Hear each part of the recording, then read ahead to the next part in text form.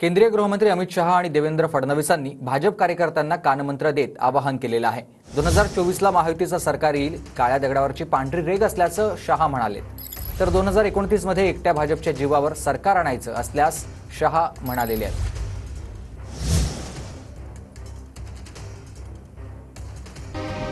2024ला महायुतीचं सरकार येईल, ही काळ्या दगडावरची पांढरी रेघ।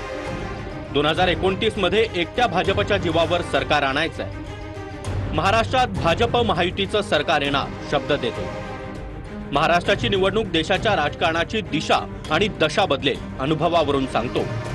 निराशेला गाडून कामाला लागा। राहुल गांधींनी किती निवडणुका जिंकल्या? लोकसभा निवडणुकीतील 6 लोकसभा अशा आहेत जिथं 6 विधानसभांपैकी 5 ठिकाणी आपल्याला बहुमत होतं। केवळ एका विधानसभा मतदारसंघातील बहुमतामुळे विरोधक जिंकले होते।